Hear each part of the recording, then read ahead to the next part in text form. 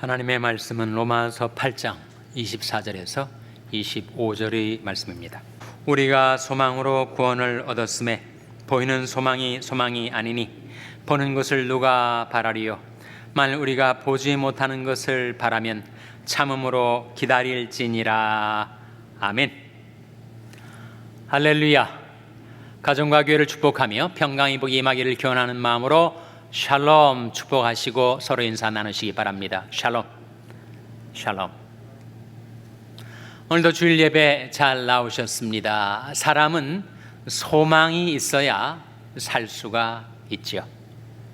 소망의 반대말은 절망입니다. 바라는 바가 끊어지는 것. 개로케고는 죽음에 이르는 병이 바로 절망이라고 말한 바가 있습니다. 사람이 절망하게 되면 죽음에 이르게 된다는 말이죠. 소망이 있어야 사람은 삶의 의미를 찾고 그리고 활력과 생명력을 가지고 살아갈 수가 있게 됩니다. 또한 소망이 있어야 우리는 방황하는 인생을 살지 않을 수 있죠. 자기가 무엇을 위해서 어떤 방향으로 살아갈지를 모를 때 우리는 방황하고 헤매이지 않습니까? 세상에 바람 부는 대로 물결 치는 대로 표류하는 인생을 살게 되죠. 그러나 소망이 있으면 소망은 우리 영혼의 닷과 같다.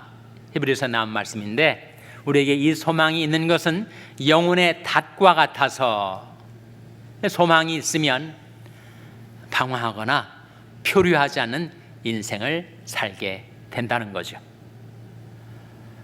소망은 눈에 보이는 것이 아니라 그런 말씀이 성경에 나옵니다.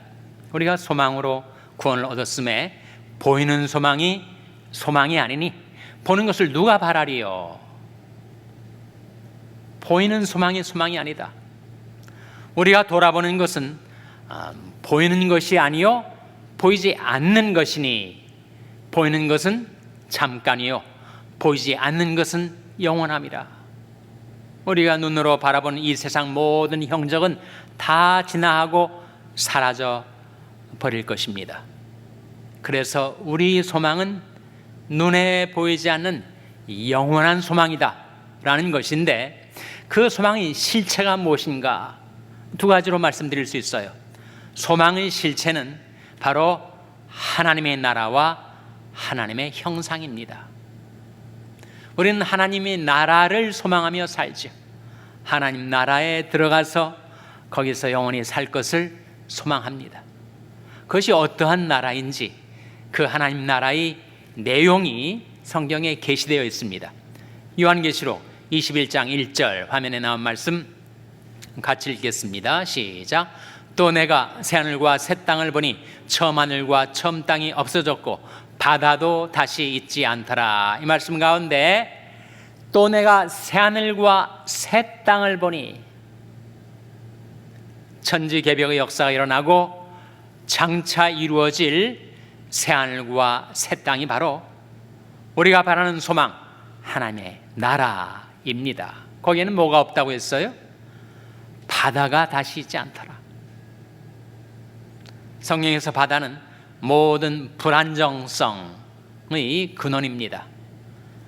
바람이 불고 파도가 일어나고 그 삶을 요동시키는 바다가 없으니 그게 진정한 평화와 안정이 깃드는 하나님 나라가 도래할 것이다. 그런 말씀이죠. 다음 구절 2절 화면에 같이 읽겠습니다. 시작. 또 내가 보매 거룩한 성 새 예루살렘이 하나님께로부터 하늘에서 내려오니 그 예비한 것이 신부가 남편을 위하여 단장한 것 같더라. 여기에 새 예루살렘 성에 대한 말씀이 나오는데 새 예루살렘 성은 장차 우리가 올라가게 될 천성을 가리키죠. 동시에 그것은 하나님의 백성들을 가리킵니다. 하나님과 하나님의 백성들과의 관계를 성경은 종종 남편과 아내와의 관계 또는 신랑과 신부와의 관계에 비유해 말씀해 주고 있는데 장차 나타날 그 하나님의 백성들은 마치 신부가 남편을 위하여 단장한 것 같은 그런 아름다운 천성임을 보여주고 있는 말씀이죠. 다음 구절 3절 같이 읽겠습니다. 시작. 내가 들으니 보좌에서 큰 음성이 나서 가로되 보라, 하나님이 장막이 사람들과 함께 있음에 하나님이 저희와 함께 거하시리니 저희는 하나님의 백성이 되고 하나님은 친히 저희와 함께 계셔서 그 하나님 나라에는 하나님이 우리와 함께 계셔서 하나님은 우리의 하나님이 되시고 우리는 하나님의 백성이 될 것이다. 인간이 도달할 수 있는 지고의 존귀, 컨서밋 디그니티가 무엇이냐면 바로 하나님의 백성이 되는 것, 하나님의 자녀가 되는 것입니다. 인간이 받아 누릴 수 있는 최대의 축복, 컨서밋 블레싱이 무엇인가? 그것은 바로 하나님을 하나님으로 모신 삶, 하나님을 영원한 기업으로 삼고 의지하며 살아가는 삶이 인간이 받아 누릴 수 있는 최대의 축복이라는 거예요. 근데 그것이 바로 실현되는 나라가 하나님의 나라다. 다음 구절 4절 같이 읽겠습니다. 시작. 모든 눈물을 그 눈에서 씻기심에 다시 사망이 없고 애통하는 것이나 곡하는 것이나 아픈 것이 다시 있지 아니하리니 처음 것들이 다 지나갔음이로라. 다시 사망이 없고 곡하는 것, 애통하는 것, 아픈 것이 다시 있지 않은 세상, 처음 것들이 다 지나가고 하나님의 나라가 도래하면 거기에는 사망이 없고 애통하는 것이나 곡한 것이나 아픈 것이 다시 있지 않은 나라가 우리에게 약속되어 있다는 거예요. 그게 우리의 소망입니다. 하나님 나라. 그 하나님 나라의 내용에 대해서 좀 더 구체적으로 나온 말씀 계시록 22장 1절 화면에 같이 읽겠습니다. 시작. 또 저가 수정같이 맑은 생명수의 강을 내게 보이니 하나님과 및 어린 양의 보좌로부터 나서, 여기에 수정같이 맑은 생명수의 강이 흐르는데 그 강물의 근원이 어디라는 거예요? 바로 하나님과 어린 양의 보좌다. 어린 양은 물론 우리 주 예수 그리스도를 가리키죠. 그래서 하나님과 예수 그리스도의 보좌가 그 샘물 근원 남상이 되어서 거기서부터 시작된 생명수의 강물이 온 세상을 향하여 흘러넘칠 때 그 생명수가 다다르는 곳마다 생명나무가 있게 될 것이고 그 생명나무에는 12실과가 달마다 실과를 맺혀 사람을 살리는, 사람을 영생케 하는 생명나무 실과를 먹게 되고, 그리고 그 생명나무 잎사귀는 만국을 소송케 하기 위해서 있게 될 것이다. 요한계시록 22장 4절 화면에 같이 읽겠습니다. 시작.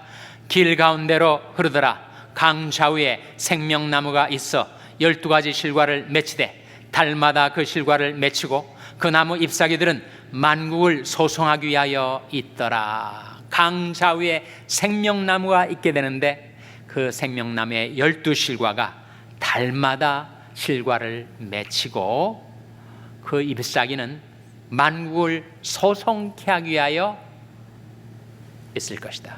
다음 구절 3절 같이 읽겠습니다. 다시 저주가 없으며 하나님과 그 어린 양의 보좌가 그 가운데 있으리니 그의 종들이 그를 섬기며. 다시 저주가 없는 세상, 질병과 가난과 미움과 전쟁과 죽음이 없는, 저주가 없는 세상. 하나님의 백성들은 하나님을 경배하며 섬기는 그 나라. 다음 구절 4절 같이 읽겠습니다. 시작. 그의 얼굴을 볼 터이요 그의 이름도 저희 이마에 있으리라. 그 나라에는 우리가 하나님의 얼굴을 직접 배웁게 될 것이다. 낮과 낯을 대하여 하나님을 대면하여 배웁게 될 것이다.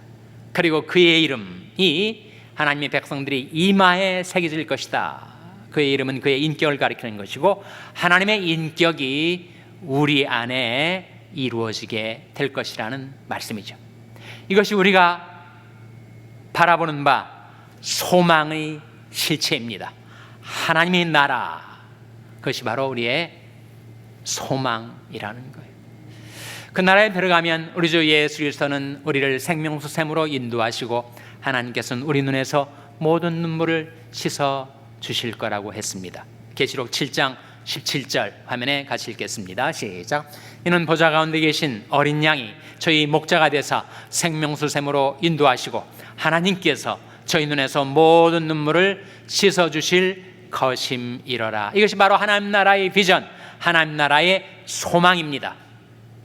둘째로 우리가 바라는 바 소망이 있는데 그것은 바로 저와 여러분, 우리 한 사람 한 사람이 하나님의 형상을 이루게 되는 것입니다. 고린도서 3장 18절 화면에 같이 읽겠습니다. 시작. 우리가 다 수건을 벗은 얼굴로 거울을 보는 것 같이 주의 영광을 보매 저와 같은 형상으로 화하여 영광으로 영광에 이르니 곧 주 영으로 말미암음이니라. 우리가 다 수건을 벗은 얼굴로 그 나라에 가면 주의 영광을 보게 될 터인데, 주의 영광을 바라보는 순간 성령의 능력으로 우리 한 사람 한 사람이 주의 형상으로 변화되게 될 것이다. 우리 소망의 목표가 바로 하나님의 형상을 이루는 것이란 말씀이죠. 여러분, 우리가 하나님의 형상으로 변화되고 예수의 인격을 닮아가는 것이 우리를 구원하신 하나님의 구원의 경륜이에요. 로마서 8장 29절에 나온 말씀이죠. 화면에 같이 읽겠습니다. 시작.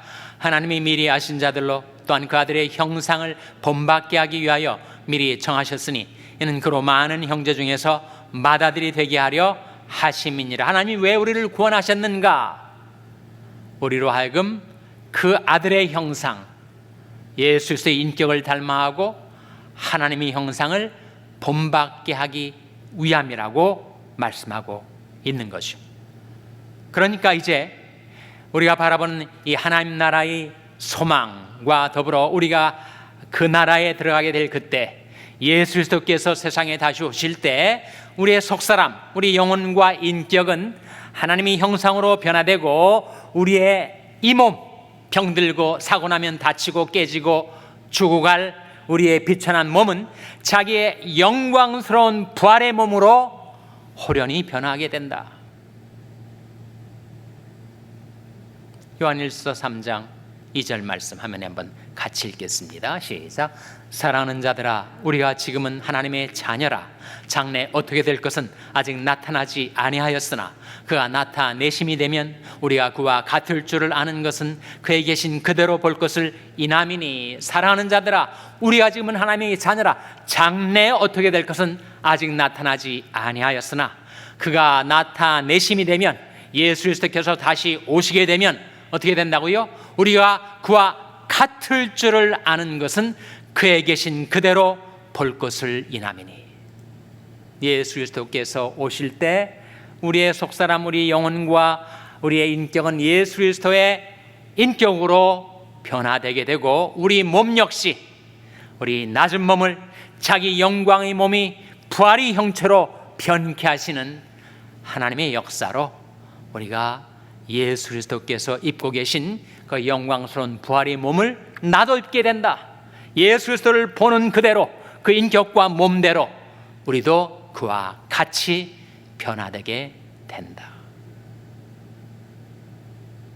그것이 바로 우리의 소망, 우리가 하나님의 형상을 이루게 되는 것입니다.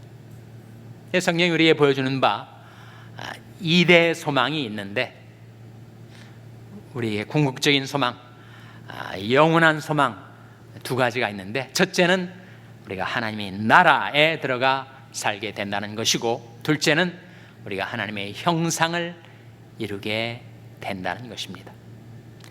그 소망이 우리에게 이루어지기 위해서 우리가 어떻게 살아야 하는가, 세 가지를 말씀드립니다. 첫째로 간절히 바라보라 하는 것입니다. 베드로서 3장 12절 13절 화면에 같이 읽겠습니다. 시작.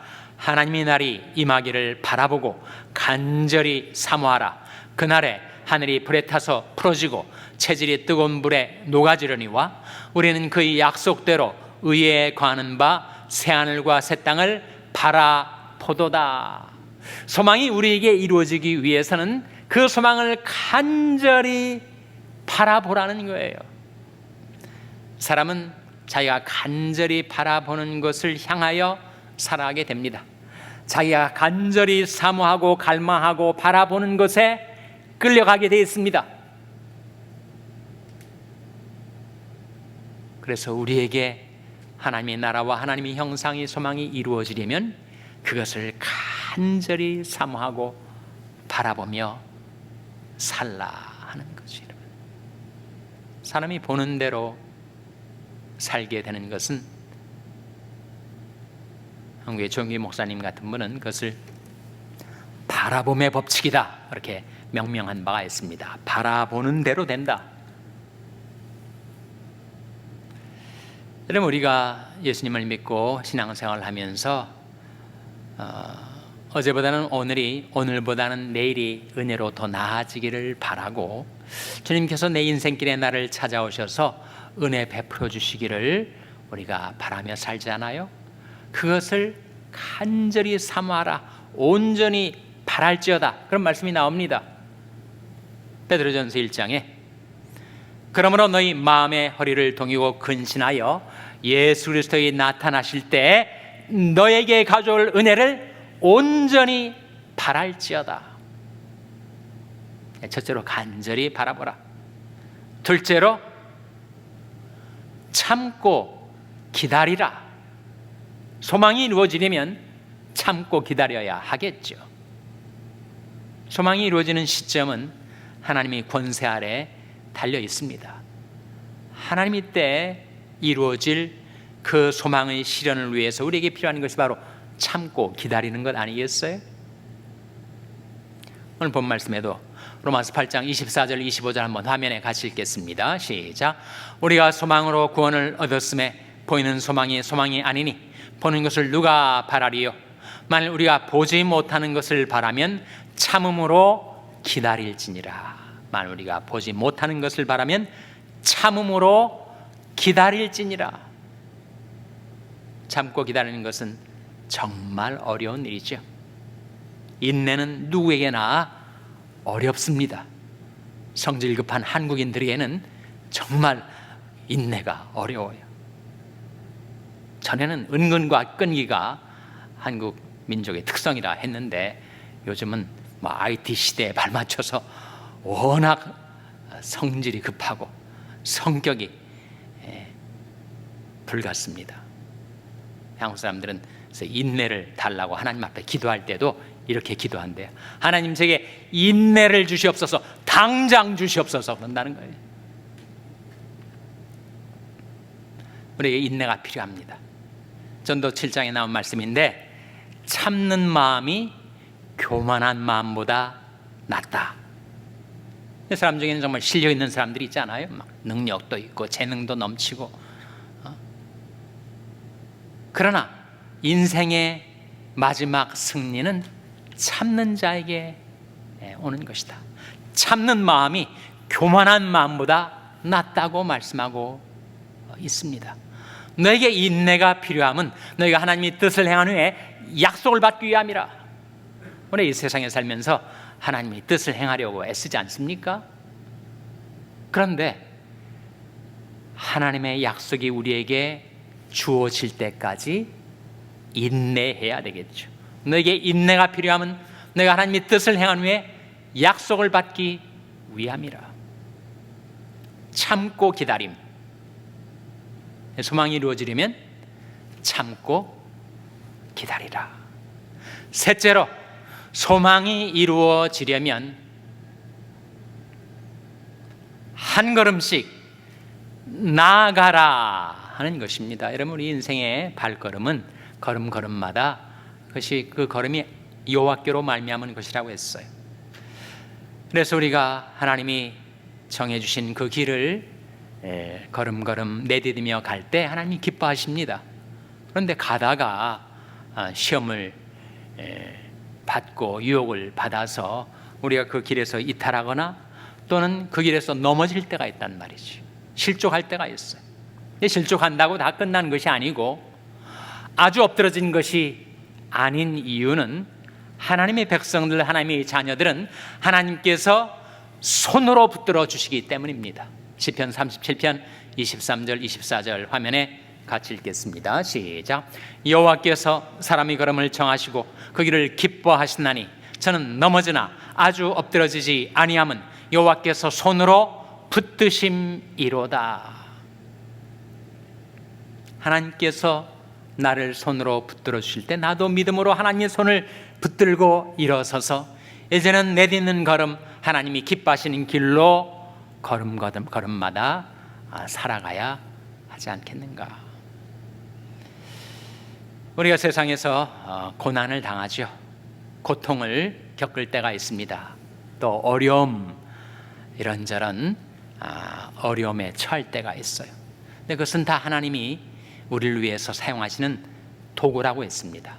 우리를 단련하시기 위하여, 우리를 정금같이 나올 때까지 우리를 연단하시는 도구다.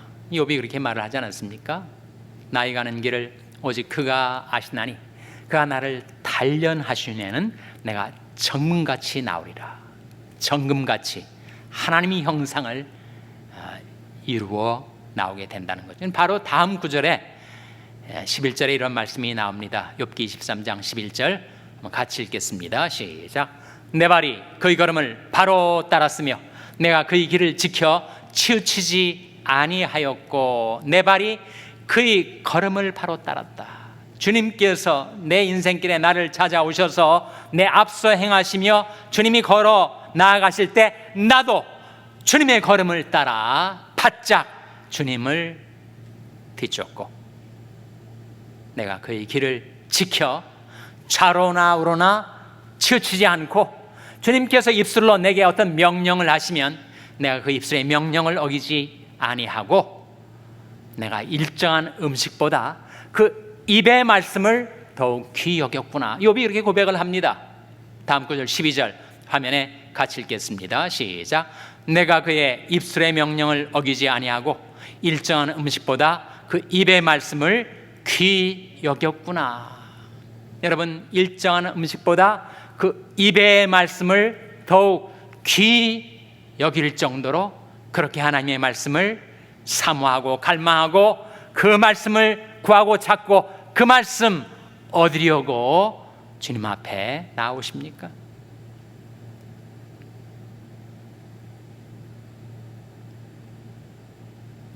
내가 내딛는 인생의 걸음걸음마다 하나님의 말씀을 따라 내가 걸어가고 있는가, 살아가고 있는가?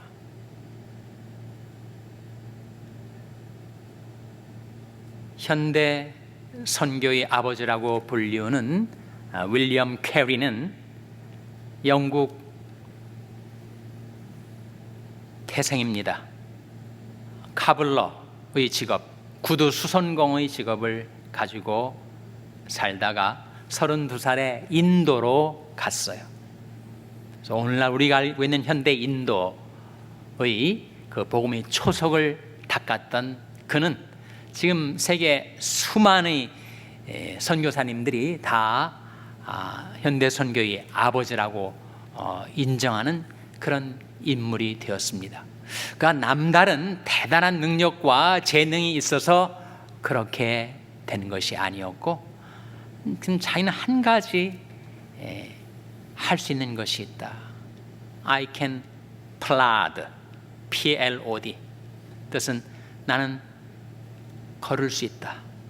터벅터벅 걸을 수 있다. 비록 그 길이 힘들고 험해도 하나님이 나한테 하라고 하신 그 일을 하기 위해서 나는 어제도 오늘도 여전히 이 길을 걸어갈 수 있다. 그의 걸음이 바로 현대 선교의 기반이 되었던 것이죠, 여러분. 저도 전에 제 진로의 문제를 놓고 고민하며 갈등할 때가 있었습니다. 그때 한 하나님의 말씀이 제게 다가와서 이 길로 행하라 일깨워준 말씀이 있었어요. 디모데전서 4장 16절 말씀인데 그 말씀의 내용은 이렇습니다. 네가 너 자신과 가르침을 삼가 이 일을 계속하라. 이것을 행함으로 내 자신과 내게 듣는 자들을 구원하리라. 그런 말씀이었어요. 그것이 저로 하여금 목회의 길을 계속 가게 해주었던 말씀이었습니다. 내가 내 자신과 가르침을 삼가 이 일을 계속하라. 이것을 행함으로 내 자신과 내게 듣는 자들을 구원하리라. 내가 이 일을 계속 걸어가면 하나님께서 나의 영혼도 구원해 주시고 내게 듣는 자들도 구원해 주실 것이다 라고 하는 말씀이었죠. 여러분, 그 한 말씀이 저희 지금까지의 삶을 지탱해 주었던 그런 말씀이었습니다. 충성되고 지혜 있는 종이 되어 주인에게 그 집사람들을 맡아 때를 따라 양식을 나눠줄 자가 누구뇨? 라고 주님이 부르셨을 때 예 라고 제가 응답을 하고 지금도 목회를 하고 있는 것이죠. 여러분, 한 말씀이 중요합니다. 한 말씀을 제대로 깨달으면 그것이 우리 인생을 변화시킬 수가 있어요. 그래서 욥이 그렇게 말하지 않았습니까? 내 발이 그의 걸음을 바로 따랐으며 내가 그의 길을 지켜 치우치지 아니하였고 내가 그의 입술의 명령을 어기지 아니하고 일정한 음식보다 그 입의 말씀을 귀히 여겼구나.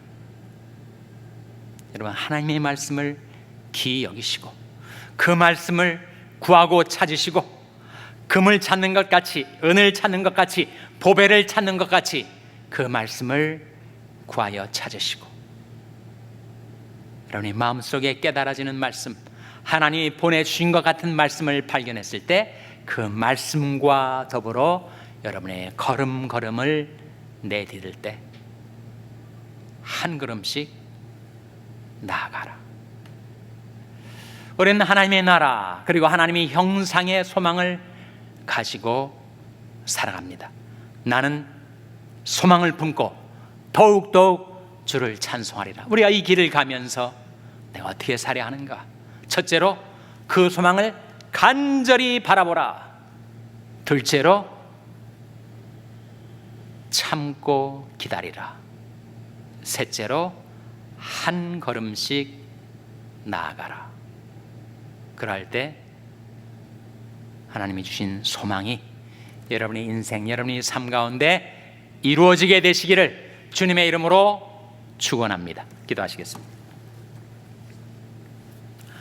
하나님 아버지, 세상에 하나님도 없이 소망도 없이 방황하며 표류하며 살던 저희 인생들을 사랑하시고 긍휼히 여기셔서 밤과 아침에 계시로 나타내 주시는 주님의 말씀으로 저희들의 소망을 발견하게 해주신 것 감사를 드립니다.